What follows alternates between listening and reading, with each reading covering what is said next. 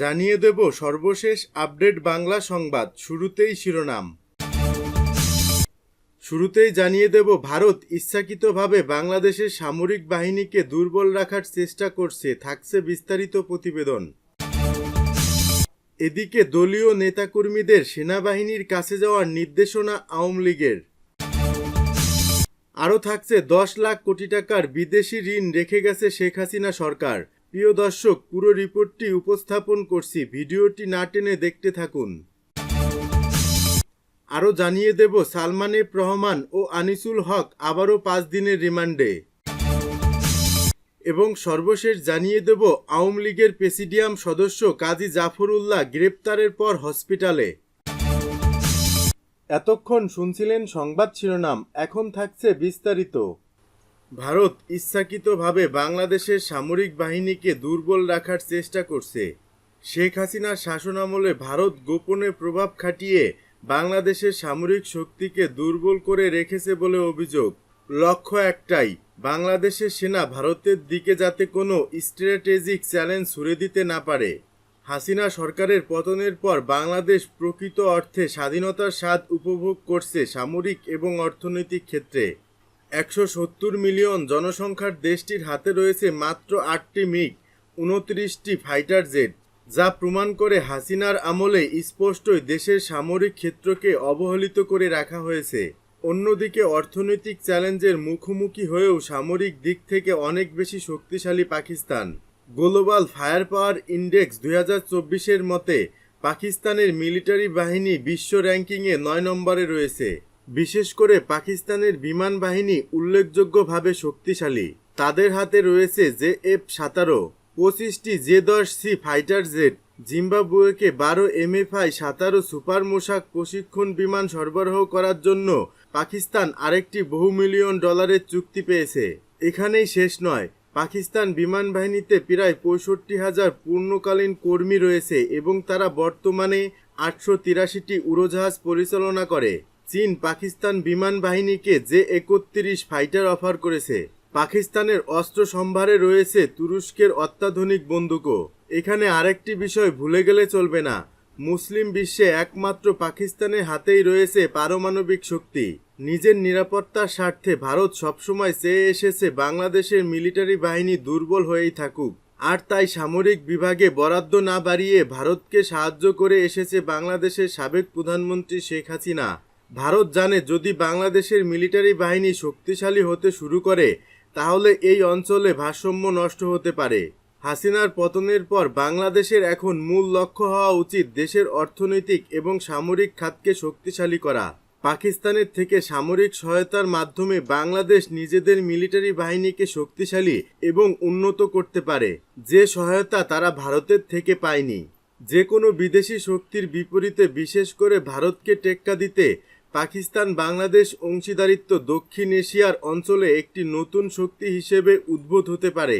হাসিনা মুক্ত বাংলাদেশ এখন নিজেদের সামরিক সম্ভারকে সাজাতে মনোনিবেশ করেছে, যেখানে ভারতের ছায়া থাকবে না। বাংলাদেশের ভবিষ্যৎ উজ্জ্বল, তাই বাংলাদেশ কারো হাতের পুতুল হয়ে থাকার দরকার নেই। আগামী দিনে পাকিস্তান বাংলাদেশ দক্ষিণ এশিয়া অঞ্চলে একটি নতুন সমীকরণ তৈরি করতে পারে, বিশেষ করে ভারতকে চাপে রেখে। সবশেষে বলতে হয়, বাংলাদেশের সামরিক স্তরে ভারতের নাক গলানোর দিন শেষ। দলীয় নেতাকর্মীদের সেনাবাহিনীর কাছে যাওয়ার নির্দেশনা আওয়ামী লীগের।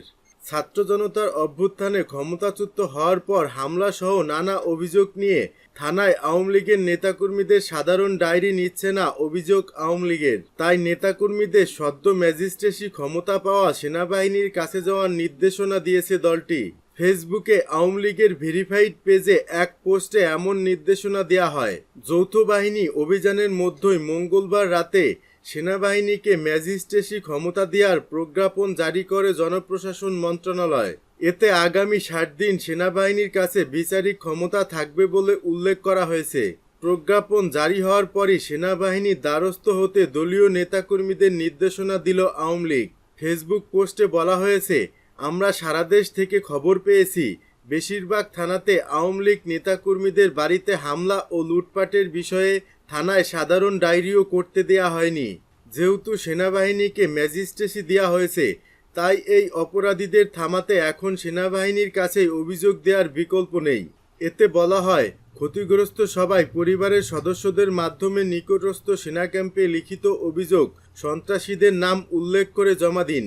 সেনাবাহিনীর কাছে আমাদের প্রত্যাশা থাকবে, সকল অপরাধী লুটেরা সন্ত্রাসীদের তারা আইনের আওতায় আনবে। এর আগে ফেসবুক পেজে এক পোস্টে আওয়ামী লীগ নেতাকর্মীদের বাড়িঘরে হামলা ও লুটপাটের বিষয়ে থানায় মামলা বা সাধারণ ডায়েরি করার নির্দেশনা দেওয়া হয়েছিল।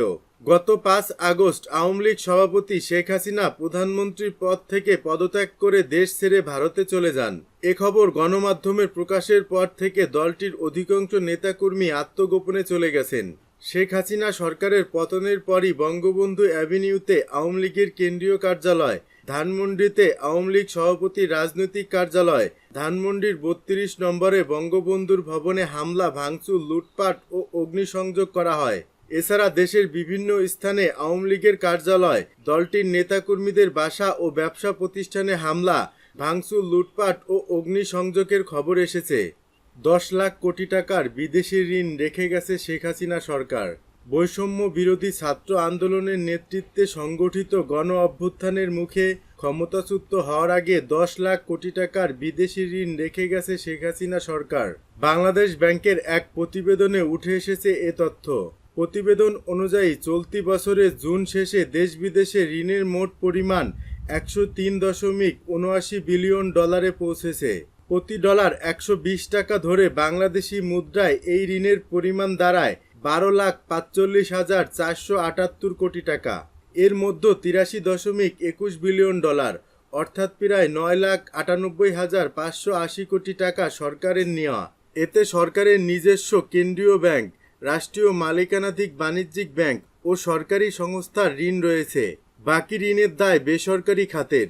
অর্থনীতিবিদদের মতে, বেশি হারে সুদ ও কঠিন শর্তে নেওয়া এসব ঋণ সরকারি সংস্থাগুলোর দেয়া পণ্য ও সেবার মূল্য বাড়িয়ে দিচ্ছে। 2009 সালের 6 জানুয়ারি শেখ হাসিনার নেতৃত্বে সরকার গঠন করে আওয়ামী লীগ। ওই সময় অর্থাৎ 2008 থেকে 2009 সাল শেষে সরকারের বিদেশি ঋণ ছিল 50.36 বিলিয়ন ডলার। অর্থাৎ গত 15 বছর 8 মাসের ব্যবধানে দেশি বিদেশি ঋণ বেড়েছে 53.42 বিলিয়ন ডলার। বাংলাদেশ ব্যাংকের প্রতিবেদন অনুসারে চলতি বছরের মার্চ মাস শেষে সরকার ও বেসরকারি খাতে বিদেশি ঋণের স্থিতি ছিল 99.30 বিলিয়ন ডলার। অর্থাৎ 3 মাসেই প্রায় 4.48 বিলিয়ন ডলার বিদেশি ঋণ নেয় বিগত সরকার। বিশ্লেষকদের মতে, সাবেক সরকারের যথাযথ ঋণ ব্যবস্থা না থাকায় দেশি উৎস থেকে বেশি পরিমাণে ঋণ নেওয়া হয়েছে। যদিও বৈদেশিক মুদ্রায় বিদেশি ঋণ নেওয়াকে সবসময় স্বাগত জানান অর্থনীতিবিদ ও বিশেষজ্ঞরা। গত 15 বছরে অনেক বিদেশি ঋণ নেওয়া হয়েছে, তবে এসব ঋণের বেশিরভাগই নেওয়া হয়েছে দর কষাকষি ও বাছবিচারহীনভাবে, যা সরকারের দায় দেনা পরিস্থিতিতে চাপ বাড়িয়েছে।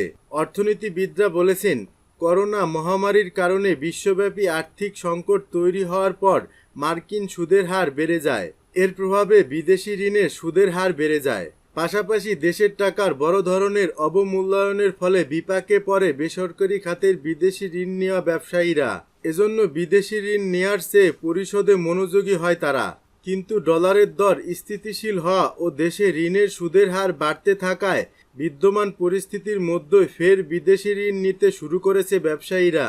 প্রসঙ্গত 2009 সাল থেকে 2023 সাল পর্যন্ত শেখ হাসিনা সরকার যে মেগা প্রকল্পগুলো বাস্তবায়িত করেছে কিংবা বাস্তবায়ন করেছে তার মধ্যে উল্লেখযোগ্য পদ্মা বহুমুখী সেতু, ঢাকা মেট্রো রেল, ঢাকা শাহজালাল বিমানবন্দরের 3rd terminal, Dhaka elevated expressway, Rooppur পারমাণবিক বিদ্যুৎ প্রকল্প, কর্ণফুলী টানেল, মাতারবাড়ি গভীর সমুদ্র বন্দর। মূলত এই মেগা প্রকল্পগুলো বাস্তবায়ন করতে গিয়েই বাংলাদেশের বৈদেশিক ঋণের পরিমাণ দাঁড়িয়েছে 100 বিলিয়ন ডলার।